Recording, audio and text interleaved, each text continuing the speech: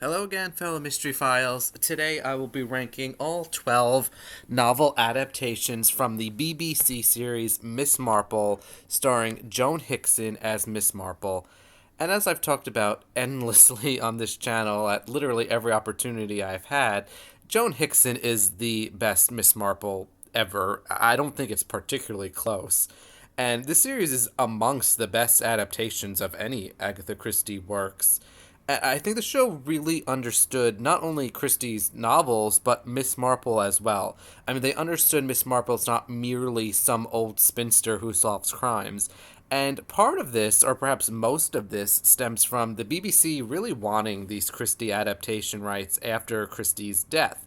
Towards the end of her life, Christie really became repulsed by adaptations of her works. She hated most of them, and we know she hated the Margaret Rutherford films. She hated the Alphabet Murders. She was very tight with her dealing out, the film rights. And Christie's daughter was also not really willing to sell film rights. So the BBC really had to beg and push to get them, and they eventually got a few of them. But the BBC had to prove they would be faithful to the work, so that's how the series came about. And it's much better for it. I mean, the series is extremely faithful overall, with very few changes being made to some of the episodes. And when those changes are made, it's really for the better to cover up some weaknesses in the novels. But the show maintains a lot of minor characters from the books and minor scenes that pretty much every other adaptation would have just cut to save money or to save time or because they don't understand why those scenes are there. But Miss Marple doesn't do that, and it often keeps minor moments and brings the plot to life and the characters to life in a way no other adaptation really does. Like, even the Suchet Poirots don't do this very often. And I think Miss Marple is superior to all other adaptations of Miss Marple, especially the ITV version, in every way imaginable, except for one, and that would be the musical score. The score of this series is very bad and very distracting at times. There's either no music at all, or there's way too much music.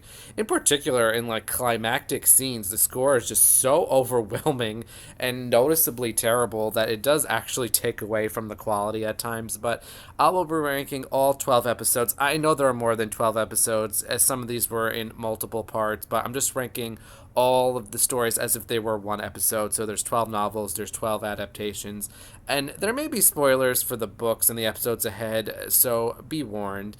And before I begin, make sure you like and subscribe to keep up to date with the channel, and make sure to share the videos as well. I've been forgetting to ask you guys to share these videos. That really makes the channel grow. Starting out at number 12, the worst adaptation of the BBC Miss Marple isn't even that bad. I mean, however, I didn't do this intentionally, but the bottom two episodes are perhaps not coincidentally the only two adaptations. I think the ITV version is better, but even then, it's not really by much. But at number 12, the bottom ranked Miss Marple adaptation is The Moving Finger. And until I rewatched these episodes for this video, I didn't actually remember like how bad this one was. And I mean, when I mean bad, I mean in comparison to the other episodes. It's really not that bad in the grand scheme of Christie adaptations. But to me, this adaptation just drags on and on. Like, it actually adapts the less common version of the novel, the full novel, not the abridged one that's the more common one today. And just this production overall, I find it to be like very tame and lacking in excitement. The show does add Miss Marple in from the very early on, whereas she only makes like a brief cameo in the novel, basically. And I know I don't blame them for doing that, but I do think it takes a bit of the fun out of these episodes by moving away from the book characters into more Miss Marple and what she's doing. It does also cause the issue of like Miss Marple not being able to solve this murder right away because I've always been under the impression the reason why she's not in the novel much is because it's the kind of thing she would solve immediately. So you just spend a lot of time here wondering like why can't she solve this this crime that's basically tailor-made for her. The Megan makeover scene is very weird here. It's weird in the book too, but it's actually weirder in this adaptation. And, very unusual for the series. I think the costuming is pretty bad. I mean, Megan has this weird, like, mullet haircut, and multiple other characters dressed like it's the 1980s, which is when it was filmed. The ending is slightly different as well. It's not so much that makes a huge difference, but still, I mean, these episodes are still very watchable. I mean, it's much better than most of the Christie adaptations that BBC is putting out nowadays, but the version is better, I'm sorry to say, and this one kind of drags on a bit, so the moving finger comes in at number 12. At number 11 is the other adaptation I think is better from the ITV, and that is They Do It With Mirrors, which was the second to last adaptation. And we know from interviews and documentaries that Joan Hickson was kind of checked out here by the time this film was made. She didn't really want to complete the series, but she did agree to do so. I mean, she was like 85 or something by the time this one came around. And, she gives interviews where she like openly admits she doesn't like this novel, so she didn't like making the film, which I always find really funny, but it shows. Like, everyone in this cast seems oppressed, and I don't mean like their characters are oppressed. The actors feel like they're just kind of like going through the motions.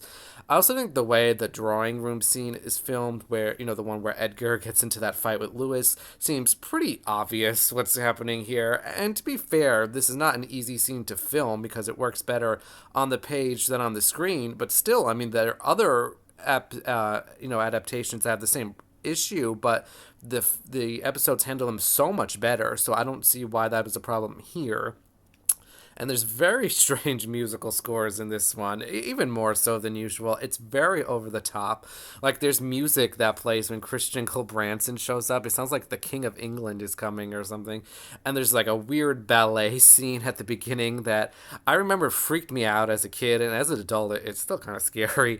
And in general, this is just a book, like, it's very thin plot-wise to begin with, and it's very noticeable in a visual form.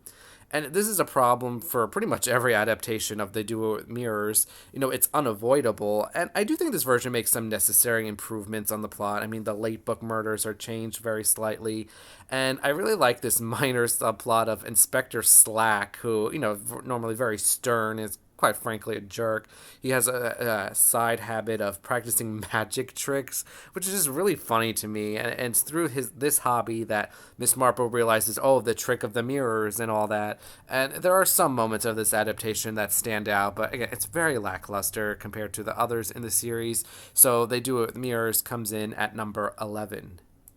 And starting with number 10, these are all fairly superior adaptations here. These are all very good, but again, they still have varying degrees of quality to them.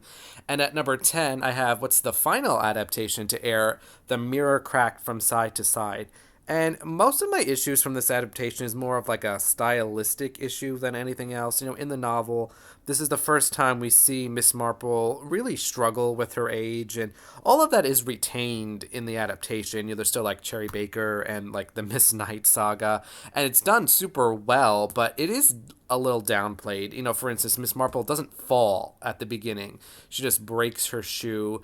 And this is probably for practical purposes because, I mean, Joan Hickson was like pushing 90 at this point. She probably didn't want to like get on the ground. And, also the producers were still trying to convince Joan Hickson to film the short stories that she just didn't want to do.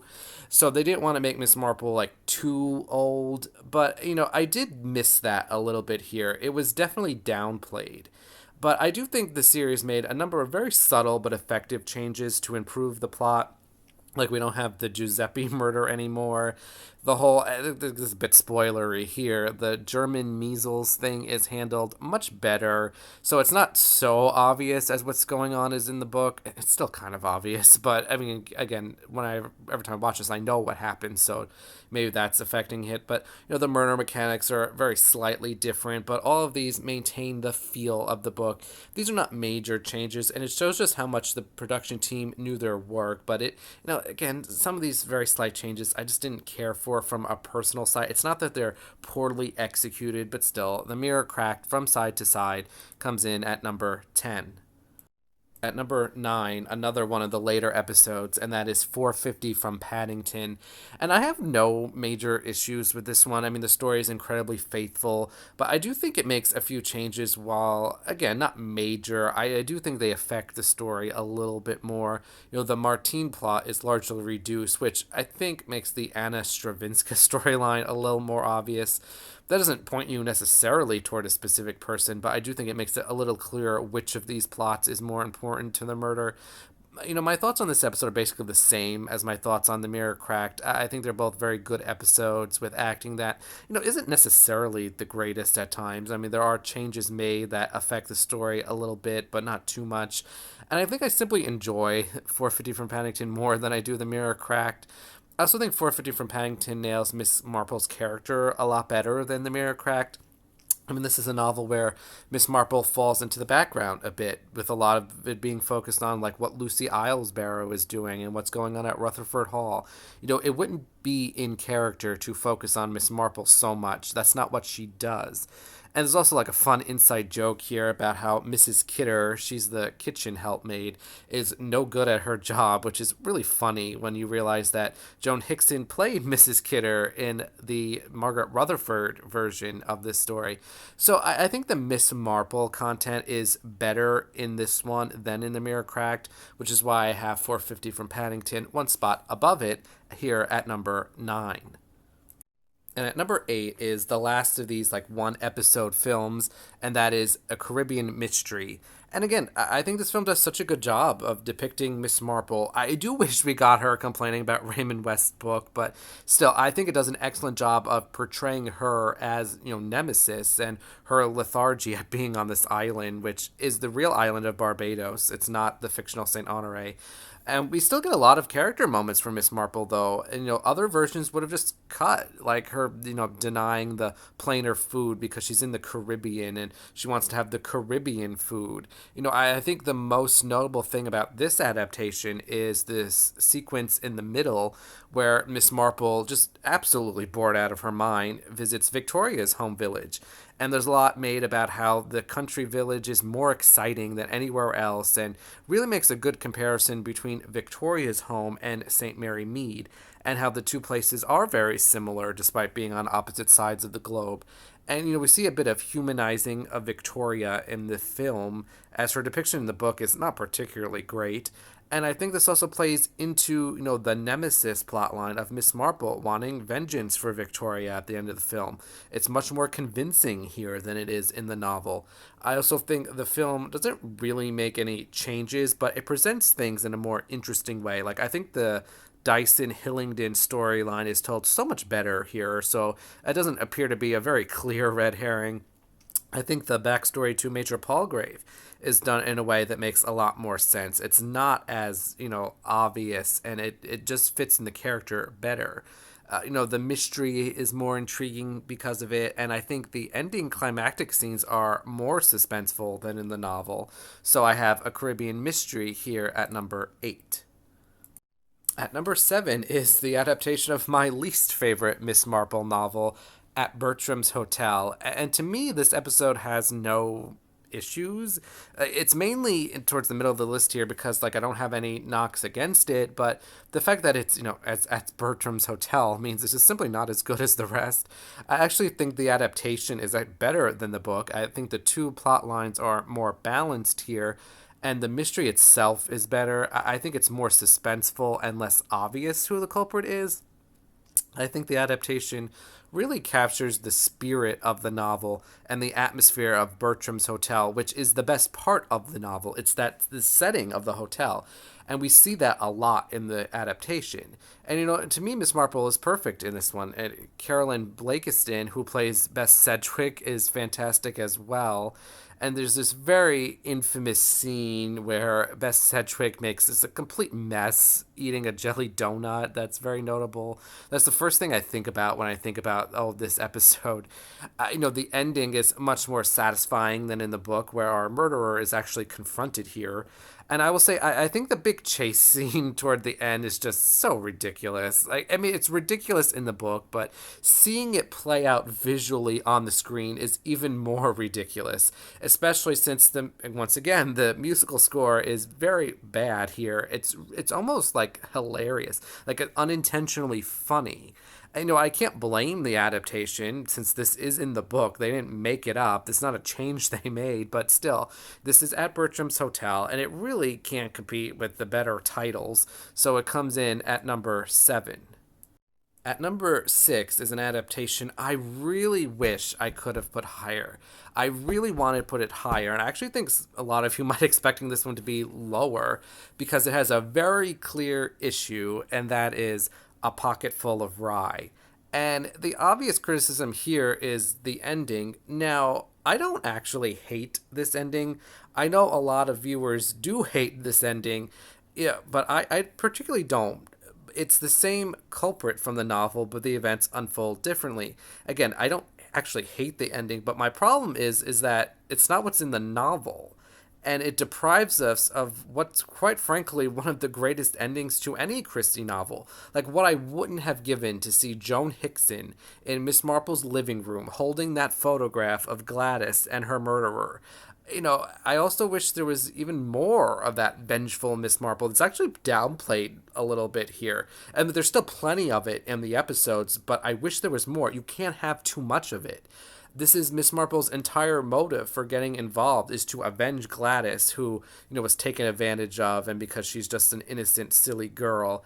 And, I do feel it from Joan Hickson, but the novel's biggest selling point is that, and I wanted more of it. I wanted so much.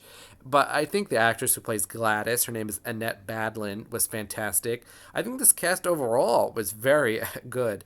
Excellent. And I should also note here that, it's the case with pretty much every adaptation, but this one in particular, like all of the actors and actresses who appear in at least one other Christie adaptation, and often like 2 or 3 or even 4 more. I always knew this was very common, but until I looked up specifically for this cast, I did not realize just how common this was. Like, for instance, we have Selena Caldwell, who plays Mary Dove here very brilliantly, I might add. She also plays Caroline Shepherd in the Suchet Roger Ackroyd adaptation. The same thing with like the actress who plays Pat. She appears in other Suchet adaptations, like many instances of that. And I think that just speaks to how great this cast is. That even the minor characters, like the Crumps, are good, and the cast is being asked back by different production teams and different networks to do Christie things. I think overall this is a very solid adaptation. And my issues, again, are more personal preference rather than me not liking the decisions that were made. So I have A Pocket Full of Rye here at number 6. At number 5, and this may be unpopular because I suspect some of you might think this should be higher, but I have A Murder Is Announced. And, I love this adaptation. I really do. But it doesn't have like a wow moment for me. It's a very solid adaptation, 5 out of 5 stars, but there's never a point here where I felt like it got into like the nitty gritty of who Miss Marple is. The top 4 do. And this version focuses a lot more on the story plot than the characters and the essence of Miss Marple. A lot of it is very faithful and very well executed, and I think the hold-up scene is done fantastically. There's a very difficult scene here to film because you have to be careful about who you show, where you point the camera, when you show who you're showing. That's a scene more suited for the page than the screen, but this adaptation does it beautifully.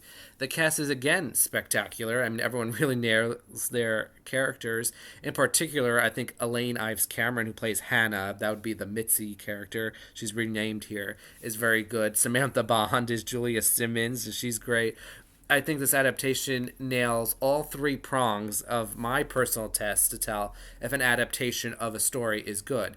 Those prongs would be it remains faithful to the novel, it keeps the viewer entertained and in suspense, even if the viewer already knows the plot.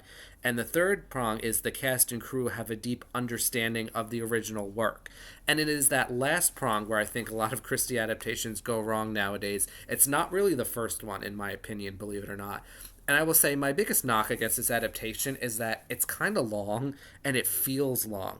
This is one of those ones that's in 3 1 hour episodes, and it does feel its length. And, it's because the series is remaining absolutely faithful that it's maybe not willing to make some changes it might want to and need to. But this is still an excellent adaptation. So A Murder is Announced comes in at number 5. And at number 4, and these top 4 for me are the absolutely superior titles. These are all-time great adaptations of Christie, and it was really difficult for me to distinguish the order here, why I put them in the order they were. But at number 4, I have Sleeping Murder. And again, this adaptation nails Sleeping Murder perfectly, in my opinion, and Gwenda and Giles are near perfect replicas of their novel counterparts. The show resisted the temptation to make them something else. The show also sets up the action, just like in the novel, with all these very small moments being retained, including all of Gwenda's deja vu moments and everyone going to see the Duchess of Malfi. It even keeps the little bitter moments between Raymond West and his wife, which did not need to be kept. The show understands the dynamics of Raymond West's character perfectly. It does not overuse Miss Marple. None of these episodes overuse Miss Marple just because she's the main character. They are willing to have scenes without her. And they understand how she operates and resist the temptation to make her a huge presence. That's not her MO. And I think the way this adaptation depicts the murder of Lily Kimball is depicted beautifully. I don't think a lot of viewers realize just how difficult that scene is to pull off on screen. They have Lily utter the line, "I didn't expect to see you here," with the proper inflection on the right word. I did not say it that way because I don't want to spoil it for anyone. But, this is something even the Murder is Announced version didn't pull off absolutely perfectly. It's these very tiny moments that make specifically the Miss Marple novels come to life, like the birds flying away after Lily is killed, and the little tiffs between Lily and her husband, which could so easily have been cut and removed, and other versions would have and do. We even have Miss Marple attacking the killer with the soapy water, which is so her, and not doing some more dramatic ending that's flashier. And I have very few issues with this one. The only true knock I have is that once again, these suitors of Helen like Walter Fane and Richard Erskine and their wives just aren't really viable suspects, but that's the case in the novel as well, so I don't really hold that against the adaptation. They're barely, if ever, in the first episode of the adaptation, which I do think is a big problem from a viability perspective, but I'm assessing these as a whole, so I'm not taking individual episodes, so that doesn't matter here. But again, that is an issue in the novel as well. But their characters are still retained. They have very small but effective character moments that are kept, and they didn't have to do that. And this novel has been adapted many, many times in various languages, and these small moments are cut almost every time except in this one. Sleeping Murder is such a little delicious adaptation that it comes in at number 4. At number 3, and boy, were these top 3 difficult. Even the top 4 or 5 were tough to order, but at number 3, I did go with the first adaptation made, The Body in the Library. And this opens with a textbook example on how to introduce a character to an audience. This is really the gold standard for me in character introduction, in which we have Miss Marple instructing her maid on the proper way to build a fire in the fireplace. She is so kind and so gentle and warm, yet so firm and shrewd. It just encapsulates Miss Marple in a scene that's about a minute long, if that. You really get the sense of who Miss Marple is in this simple, short scene that is not in any book or short story. Other than that scene, this adaptation is remarkably faithful to the novel. We have Inspector Slack, Sir Henry Clithering is here, Colonel Melchett. I actually think this is a great choice to start the series with. Obviously, A Murder at the Vicarage is the first novel, but I think you get a sense of who Miss Marple is from this plot as well. She is always present, but she fades into the background, especially when you have all these egotistical men like Slack running around, and you get this nice intro to the relationship between Miss Marple and the loathsome Inspector Slack, played expertly by David Horowitz. that is Miss Marple, this elderly woman who knows what role she plays in different situations and knows how to exploit that for her own gain and to learn information. The show resists the temptation to give Miss Marple this flashy role. They put all those extra inspectors from the novel in. Like, most adaptations cut them all except like for like one. She runs circles around the police. But it's mentally and subtly. It's not in a flashy way. The show and Joan Hickson understand this. And the mystery itself here is very faithful. I have no issues with anything this episode does plot-wise. Yeah, there are minor changes, but they don't matter as well. And I guess we should also talk about Gwen Watford, who plays Dolly Bantry here. She also plays Dolly Bantry in The Mirror Cracked. And she too is excellent and understands her character as well. So does Murray Watson, who plays Colonel Bantry. The show is giving, due attention to all of the characters. It's not just Miss Marple. It's all of them. The supporting cast, the recurring cast, the minor characters, that like extra character who plays like a random waiter gets a little moment here and there. It's very satisfying. So I have The Body in the Library here at number 3.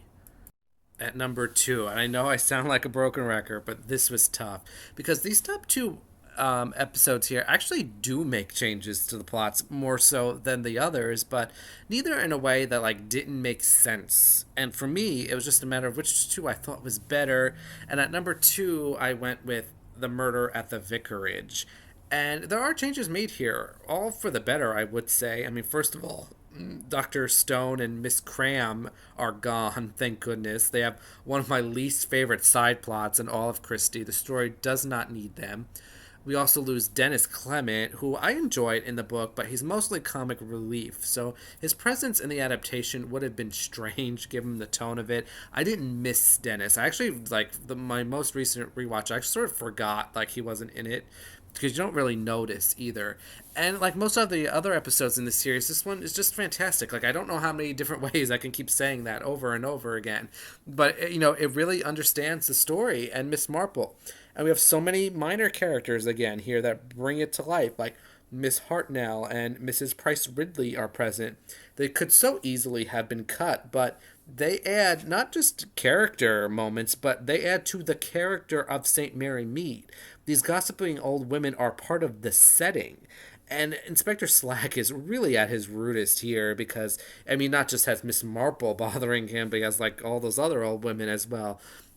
And I think the cast as a whole is spectacular. The sort of muddled red herrings of the novel are made far clearer to the point that it didn't seem like a burden on the story. It didn't seem muddled or overstuffed. There are some changes made to the actual murder mechanics that, to me, it didn't matter. It didn't, change my opinion of it in a negative way or in a positive way. It was just done differently. But this is truly a fantastic adaptation. The reason why it's not number 1, and this might sound strange, is that I just think the number 1 adaptation depicts Miss Marple quite near perfectly, even better than this one. So Murder at the Vicarage comes in at number 2. And at number 1, the best of the best adaptation featuring Joan Hickson as Miss Marple is Nemesis. And I've always thought of Nemesis as the best Miss Marple novel in terms of the Miss Marple content and characterization. The plot has a lot of issues, all of which, or many of which, are fixed in this adaptation.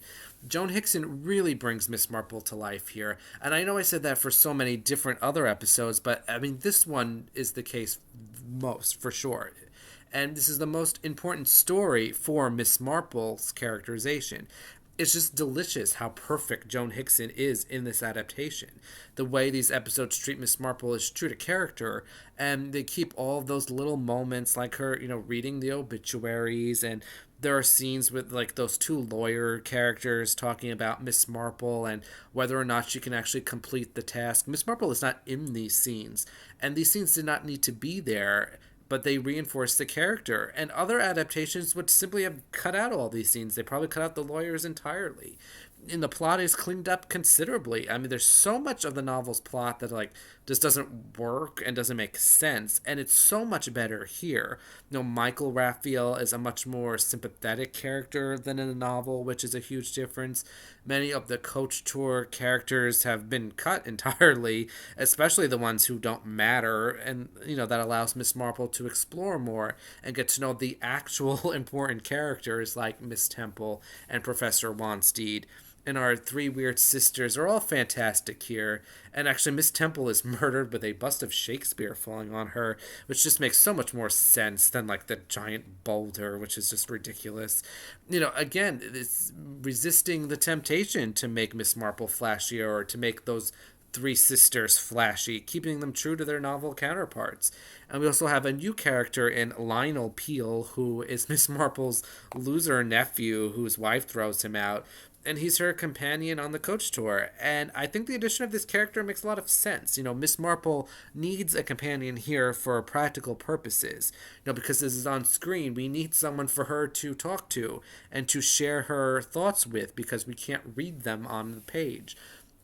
And she also needs someone who can, go to different locations for her. And Miss Marple can't drive. Presumably, Miss Marple can't drive. I guess we don't actually know that, but I assume she can't. But Lionel can. And this new character, Lionel, is what I mean when I talked about that third prong of the cast and crew understanding their original works. In that even when a change is made, the change is in keeping with the spirit of the character and the plot. Miss Marple absolutely would take in this loser nephew and treat him the way she does here. And, we even get Miss Marple fantasizing about her marron glacé and all the indulgences she's going to treat herself to when she succeeds, not if she succeeds. In Nemesis, more so than any of these other adaptations, you get the Miss Marple from the novels. It's like as Agatha Christie wrote this adaptation herself. And this adaptation, in my opinion, is actually the best of any Christie adaptation in terms of how much I think production understands the original work. And this is a very difficult novel to pull that off with, because the novel does have a lot of flaws, and it's very tempting to change the whole thing and make it make sense and streamline and just having an entirely new plot, or whatever the ITV version did of this. But this one shows you don't have to be like that. You can make subtle but important and crucial changes, and you get a superior, near perfect product. So for those reasons, I put Nemesis here at number 1. And that is it for this video. Let me know in the comments what you think about the BBC Miss Marple series with Joan Hickson. And I will not tolerate anyone saying the ITV version or Geraldine McEwen is better than this. I'm just kidding. You can have whatever opinion you want. It's fun when people disagree and have different opinions. But, seriously, why do you think the ITV version is better? And in fairness, I do have friends who don't read Christie, believe it or not. I can't imagine. And, when I show them Miss Marple on screen, they actually do tend to prefer the ITV version. They find Geraldine McEwen, exciting and funny, which, I guess if you don't know the Miss Marple character and you don't know the original plots, I could see how you could enjoy the ITV version more than the BBC Miss Marple, because it is flashier and it is more, wild, I guess is the word to use. But again, people who have watched both series, who have read the books, definitely prefer or tend to prefer the BBC and Miss Joan Hickson version of Miss Marple. But anyway, next week I'm finally getting around to ranking all of Georgette Heyer's detective novels. There are 12 that are labeled detective novels by her estate.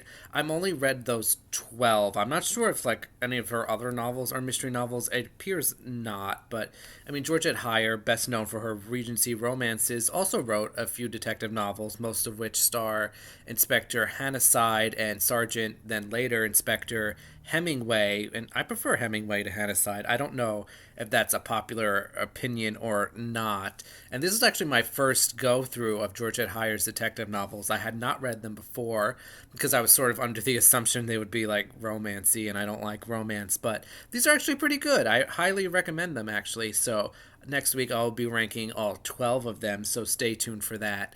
Until next time, Mystery Files.